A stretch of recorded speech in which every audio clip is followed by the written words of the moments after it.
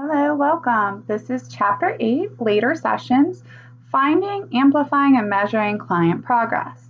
So in this lecture video, we are going to talk a little bit about later sessions. So after you've completed your first session and your client returns, then we can talk a little bit about what that session may look like or future sessions may look like until the point where you terminate sessions with your client. Remember to keep in mind that our goal is to help the person build on their strengths. So we're going to do some of the similar work that we did in the first session, but we're not going to repeat that over and over again because otherwise we're not really working. We're not, we just keep identifying goals, but we're not progressing. So with this, in our first session, we've worked through all of the processes that we kind of get that first session going. So when we start our next session, you're opening and sustaining a dialogue around what's better for the person. You are assuming that something is better for the person. Engage the person in a search for exceptions that have occurred since the last time that you met with them. So you're still looking for exceptions like you would in your first session, but you're working on continuing the progress from the last time. You're not starting over again with exceptions. So these exceptions that they have in a later session are the path to working towards a solution. Because remember, at the end of even our last lecture video, we gave them a homework assignment, we gave them feedback, we gave them some form of a task. And you're going to kind of give different tasks each time. So you can start with that and kind of get their exceptions from, okay, well, you worked on this, what's better, what's working? But we'll talk a little bit more about how to kind of do that in a more organized way. So what happens, in this work? We're going to review the exceptions. We're going to amplify the exceptions. We're going to scale their progress. And then the next step, what happens next for the person? What happens that they need to do next? You're still going to take a break and you're still going to develop feedback for the person. So again, those are similar that we've reviewed. And for your first session, you're going to continue to do in the second or third or, subsequent session. When you start a session with a person after the first one, you definitely want to ask the question, what's better? You want to assume that something is better for the person. The person knows better than we do how their week went or, whatever time frame in between the sessions went. They may not have done the task or they might have done something else or they, might have done nothing. Something may have happened to make the task irrelevant anymore. Or, the person may have taken the task in a different direction than what you had originally talked about with the person, or they forgot to do it. Avoid putting your person on the spot. That is the worst thing that you could do is because you don't want to pressure them and say, well, how did this task go? Because if they did forget, you don't want them to feel crappy about it. And then maybe they don't want to come back anymore. And then they haven't solved their problem. And then they have to explain that we expected them to do it rather than we suggested them to do it. That's also an issue with putting them on the spot. So when you ask them what's better, that covers everything and it doesn't get you kind of bogged down with anything. And another thing that you want to be careful is the types of questions that you ask, as we had mentioned in a previous chapter. You don't want to say, is anything better? Because you're leaving it open-ended as far as they could say, well, no, nothing is better. And, if you're working with a person, especially a person that has a tendency to return back to problem talk, that's a gateway to open back up to problem talk. So you want to say, what is better? Again, solution-focused. Express confidence that something is better for them, and they will tell you if it isn't. And again, is anything better would be a leading question, and you don't want to do that when you're working with your clients. Another option might be is what's been working for you since last week, or what have you noticed that is better since last week? So those are other options that you could use too. There's only going to be 3 options to whatever question that you ask your client. It's going to be better, and most people will probably say that. It's going to be the same, or they're not sure. Or it could be worse. And I don't think that you're going to have a ton of people say that it's worse, but it could happen. Those are the 3 options. With options 2 and 3, you're going to pursue the same type of questioning that you have about exceptions before. What have you noticed that is a little bit like your miracle? Review the week or a day at a time, whatever works best for your client. And if they can't identify any exceptions, we'll cover that in chapter 10. And once an exception is identified, even if it is vague, you could use this concept called EARS. And hopefully that will be easy for you to remember. EARS. So the E is eliciting the exception.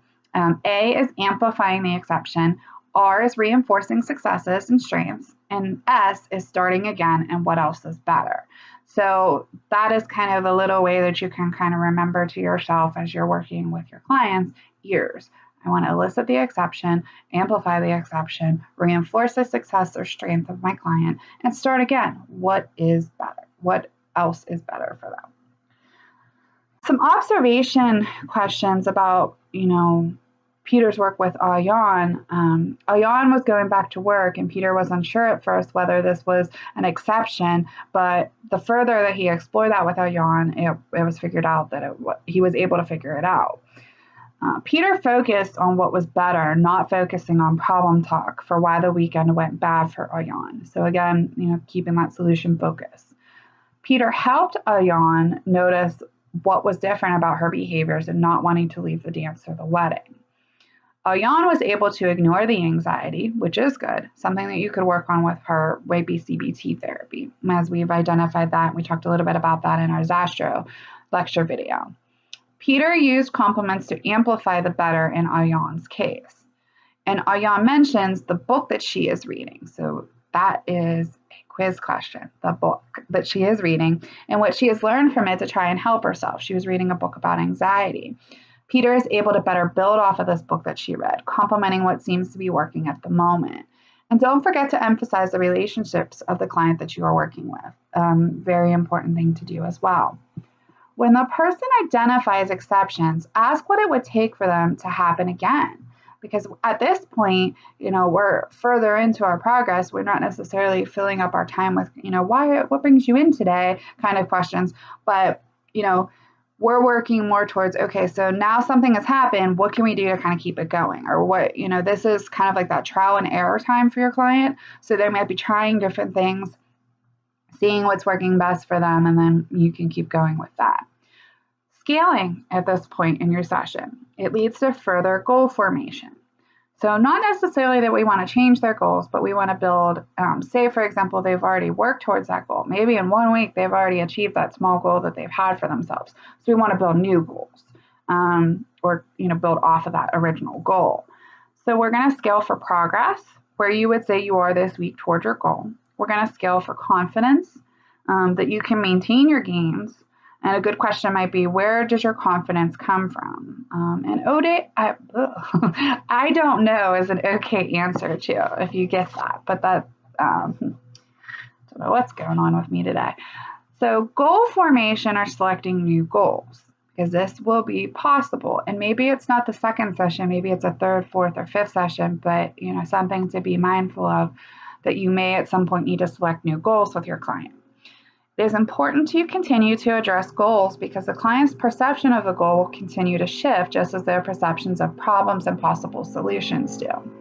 So goal formulation in later sessions doesn't mean that you have to repeat the miracle question. So you don't have to do that every time. Use your scaling questions. If they are a 6, you could ask them what will be different when you are a 7, taking baby steps, and maybe that's where you get your goal from. Do you do more or less goal formation with persons who are unclear or select unrealistic goals? You're going to want to do more goal formulation with that. And a person with a good sense of direction may need less goal work like we had with Ayan. So, kind of you're scaling your client while you're asking them to scale their progress. So that is what you would do in later sessions. You kind of are always working where the client is. You're working with where they are, what they're bringing to the table, and you kind of build off of that. Remember, early on we said when you're asking the client questions, if you're listening carefully, you get your next question based off of what they said. And it's kind of how a later session works too. You're just continuing to build off of what's already been going on in your sessions. Let's take a moment to talk about termination, because at some point there will be termination for your sessions. In solution-focused work, you are thinking about termination from the very first session that you bring your client in. because you're working towards a goal with them. You want them to have that solution. You want to put the person that you're working with in charge so that they don't need you at some point, because they're going to have to be able to do this on their own. And you can be upfront about that too and say, our goal is to work towards termination if you want to. But that, I kind of go back and forth with that, because I feel sometimes, I've worked a lot with people with addictions.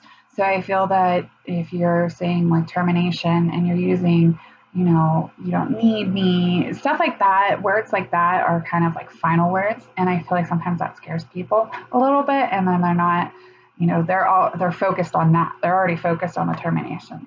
But it is an option that you can choose to do. Again, working with your client where they are.